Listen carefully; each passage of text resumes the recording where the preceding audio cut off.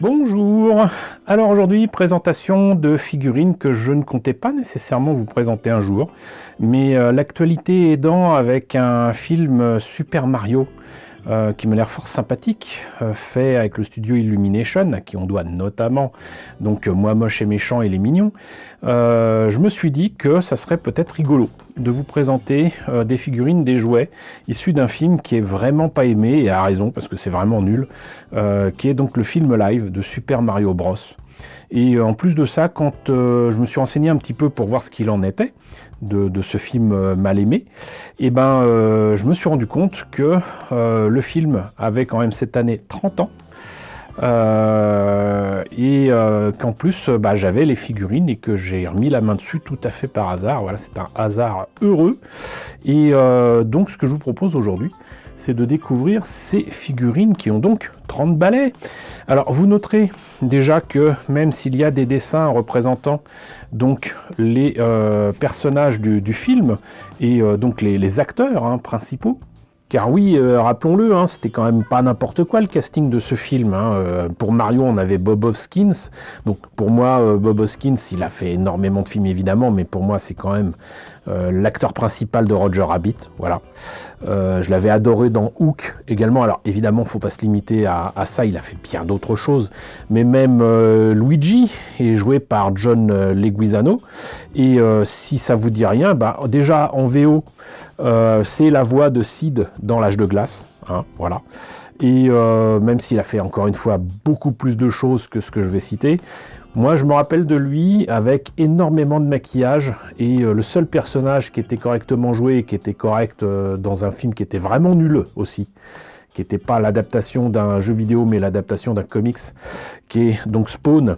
C'est lui qui faisait le clown, donc alias Violator. C'est quand même pas n'importe quoi.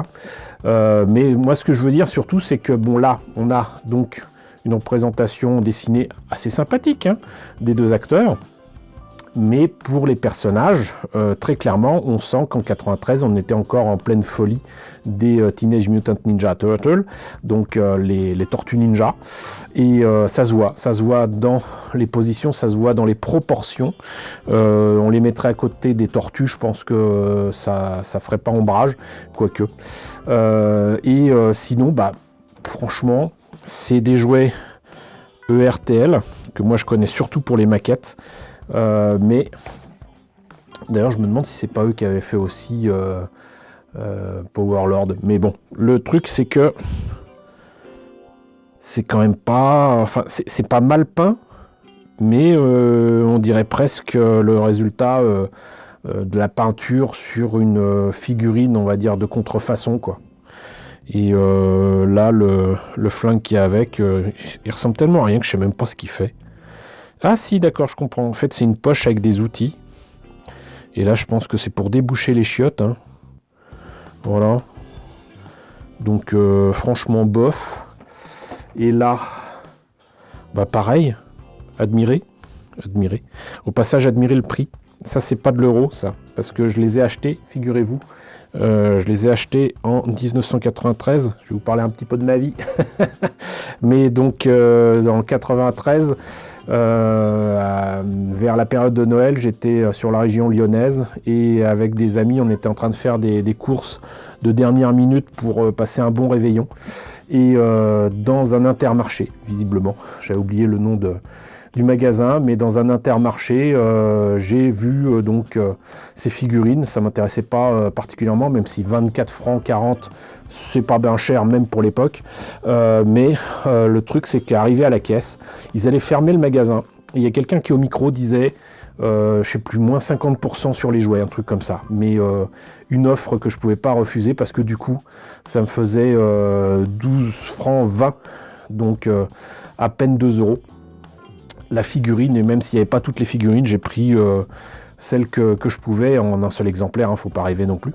Mais je pense d'ailleurs que être le seul de tous mes amis à avoir pris ça, pour la curiosité, voilà, pour en parler un jour, par exemple avec vous. Peut-être avais-je deviné que j'allais bosser avec 10e Planète pour présenter ces trucs-là, je ne sais pas. Mais bon, donc sinon... Derrière, pareil, on sent quand même l'influence et des Tortues Ninja et des trucs façon G.I. Joe ou quoi. Il y a derrière, alors c'est rigolo parce que je me rends compte, d'ailleurs jusqu'à présent je vous en ai pas parlé, mais je me rends compte que c'est quand même écrit en anglais et absolument pas en français. Il n'y a même pas d'étiquette dessus pour mettre une version française. C'est pas plus mal, hein, mais bon, donc c'est assez bizarre. Et là donc on a les autres figurines, donc avec Koopa, Iggy, Goomba et Spike. Et normalement, on doit voir ici copyright 1993, Nintendo et The ERTL Company. Voilà, donc les personnages sont les mêmes. Et tant qu'à faire, on va en profiter pour montrer les trois autres, puisqu'il me manque du coup, que je vous dise pas de bêtises, il me manque Spike. Mais je le rechercherai pas, hein, même si ça me permettrait d'avoir entre guillemets la collection complète. C'est juste une curiosité. Et donc on a là entre guillemets les figurines des méchants, donc là aussi à acheter à vil prix. Et donc ici on a Koopa, qui est quand même pas joué par n'importe qui non plus, hein. C'est Dennis Hooper qui jouait ce méchant. Et ce qui est génial avec Dennis Hooper, c'est que, outre que tout le monde le connaît surtout depuis son grand succès avec Easy Rider, qui est un grand classique, j'allais dire, du cinéma hollywoodien moderne, il a joué dans tellement de films, mais pour moi, bon, à chaque fois qu'il jouait des rôles, entre guillemets, secondaires, il crevait l'écran, ce monsieur, et c'était juste formidable, que ce soit dans Speed, ou même un peu plus récemment, dans les années 2000, il avait joué justement aussi un méchant dans Land of the Dead, Territoire des Morts, qui est pour moi un excellent film de Romero. Voilà. Et par contre, il est absolument pas ressemblant. Alors pas du tout. Et il est avec une arme qui s'appelle le Devo Gun, qui est supposée ressembler à une arme de Nintendo, paraît-il.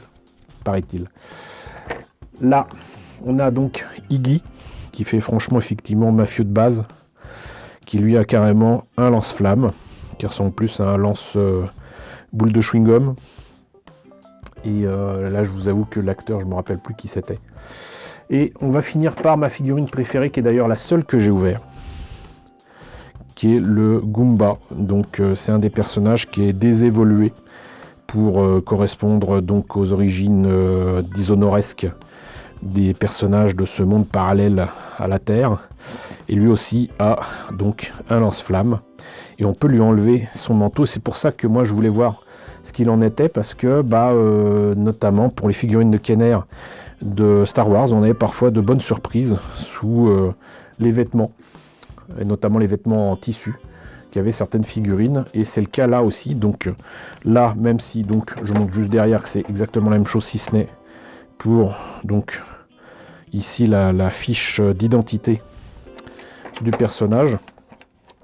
Ce que je vous propose, c'est qu'on voit le personnage tout seul, et je vais vous montrer ça. Mais c'est la seule figurine que j'ai ouverte et que je vais ouvrir. Alors, si vous demandez comment j'ai fait pour l'ouvrir, et en gardant le packaging, c'est simple, hein, je fais toujours ça. Il y en a qui le font par au-dessus, moi je le fais par en dessous en fait. Et c'est surtout valable quand vous avez donc de quoi tenir la figurine dedans, mais en l'ouvrant par le dessous. Alors il y en a aussi qui font une trappe, mais moi je le fais comme ça parce que ça, entre guillemets, ça tient tout seul. Vous voyez, même sans la figurine, ça tient tout seul. Ça permet de tenir ici donc le packaging, le blister, et ça tient très bien. Voilà. Et puis surtout, ça évite que la poussière, si vous le mettez sur un mur comme je l'ai fait pendant des années, ne rentre à l'intérieur, alors que si vous ouvrez au-dessus, la poussière va rentrer, quoi. Donc voilà. Par contre, mauvaise surprise, très mauvaise surprise, j'ai voulu lui mettre son gun, mal m'en a pris parce que du coup, je pensais avoir appuyé sur la détente sans faire exprès, et je vous le montre. Va falloir que je le répare parce que ça vient de se casser là à l'instant.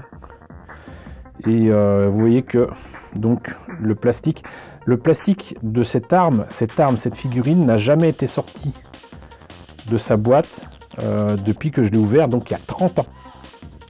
Il y a 30 ans. Et vous voyez que donc le plastique, ça vieillit très très mal. Ça vieillit très très mal, même avec ce genre de plastique. Et ça, c'est aussi parce que peut-être je ne l'ai pas manipulé, il faut le savoir, ça. Les jouets qu'on manipule et qu'on dégraisse en fait avec nos propres doigts, ça vieillit très très mal. Et voilà ce qu'il en a résulté. Donc je vais voir si je mets de la colle ou quoi, j'en sais rien. Parce que ça, à ouvrir, ça va être un peu l'enfer. Mais du coup, à moins d'appuyer encore plus et de le casser encore plus, si ça tient. Et donc comment on fait pour le faire je vois même pas. Bon, j'arrive à le faire tenir comme ça, mais bon. Voilà, ça c'était la mauvaise surprise du moment, parce que du coup, j'avais une figurine en parfait état, et du coup, ça ne l'est plus. Donc, grosse déception à ce niveau-là. Mais sinon, donc, ce Goomba, moi je le trouve absolument superbe, parce que déjà, il est très proche de ce qu'on voit dans le film. Très très proche de ce qu'on voit dans le film. Sa sculpture, elle est vraiment très bien. Vraiment. Et regardez ses yeux. Regardez ses yeux. Franchement, pour une figurine d'un film tout pourri, je trouve excellent. Je rappelle que ça date de 93. Qu'on commençait tout juste à... On n'allait pas tarder en tout cas à découvrir les joies des figurines Todd McFarlane Toys. Mais là, franchement, c'est pas mal. Et donc en plus il est de belle taille, hein, vous voyez. Et donc sinon, j'ai peur du coup de faire des bêtises, mais je vous ai dit que je vous montrerai ce que ça donne dessous. Mais donc normalement, on enlève sa ceinture ici. J'espère que je fais pas de bêtises. Oh là là, bon, je prends le risque pour vous, hein. Mais peut-être pas aller trop loin. Voilà. En fait, déjà, première surprise pour moi, c'est que je pensais qu'il avait un pantalon, mais non. Et pareil, vous voyez la qualité de la sculpture pour les muscles et tout ça. Et ici, donc, on a une tenue encore en dessous. Et franchement, il est bien. Il est franchement bien. Je vais le remettre parce que j'ai un peu peur. Voilà. Il est mieux comme ça, de toute façon. Et donc voilà, les figurines Super Mario Bros de 1993. Un film et des figurines qui ont donc cette année fêteront leurs 30 ans. Et je pense pas que vous verrez ça souvent, ces figurines-là. Voilà. Donc bah écoutez, j'espère que cette présentation, même si elle n'a rien à voir avec le film qui sort là ce mois de mars 2023, vous aura quand même intéressé. N'hésitez pas à me dire ce qu'il en est dans la section commentaires. N'hésitez pas à liker, n'hésitez pas à partager, n'hésitez pas à vous abonner si ce n'est pas déjà le cas. Coucou aux nombreux abonnés qui nous ont rejoints ces derniers temps, bienvenue ici. Coucou aux grands anciens qui me suivent depuis 7 ans. Merci à tous de votre fidélité, merci à tous de votre soutien sur Tipeee, sur Paypal. Surtout, prenez soin de vous. Je vous laisse avec la liste des contributeurs de la chaîne et je vous dis à bientôt, qui sait, pour d'autres produits Super Mario Bros.